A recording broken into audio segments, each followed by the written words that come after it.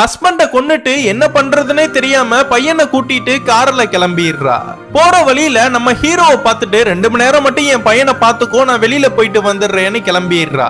இவ பையனை இவன் கிட்ட விட்டுட்டு மறுபடியும் அவனை கூட்டிட்டு போலாமேன்னு வந்து பார்த்தா அந்த வீடவே சேட்டை பண்ணி ரணகலமா ஆக்கி வச்சிருக்கான். எங்க ஹஸ்பண்ட் ஹைதராபாத் வரைக்கும் போயிருக்காரு, வரதுக்கு ரொம்ப நாள் ஆகும். ஒரு 70,000 ரூபாய் ஒருத்தவங்களுக்கு கடன் தரணும், அந்த பணம் மட்டும் எனக்கு ரெடி பண்ணி தர முடியுமான்னு கேக்குறா. இவனும் அந்த பணத்தை நான் ரெடி பண்ணி இந்த பொண்ணு கிட்ட வந்து தரான். கூடவே இந்த பொண்ணு, நான் ரொம்ப தூரம் டிராவல் பண்ணி தான் அந்த பணத்தை கொண்டு போய் தரணும், நீ ஏன் கூட டிராவல் பண்ண வரியான்னு கேக்குறா. எங்களுக்கு துணையா யாரும் இல்ல, அதான் உன்னை கூப்பிடுறேன், நீ வரியான்னு கேக்குறா. இவனும் காரை எடுத்துட்டு அவங்க 2 பேரையுமே கூட்டிட்டு கிளம்பிடுறான். போற வழியில நிறைய இடத்த சுத்தி பார்த்துட்டு ரொம்ப ஜாலியா சந்தோஷமா போறாங்க. அப்ப ஒரு பெட்டி கடையில நின்னு நியூஸ் பேப்பர் படிக்கிறப்ப இவங்கள பத்தின ஒரு நியூஸ் இவங்க போட்டோவோட வந்திருக்கு.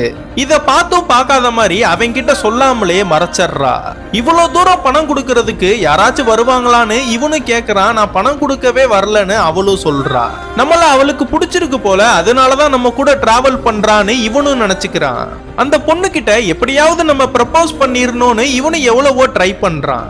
ஆனா இந்த பக்கம் இந்த பொண்ணு கடல்ல விழுந்து சாகலான்னு முடிவு பண்ணிடுறா. இதுக்கப்புறம் என்ன நடந்துச்சுன்னு உங்களுக்கு தெரியணும்னா கீழே கமெண்ட் பாக்ஸ்ல பார்ட் 3ன்னு போட்டு போங்க.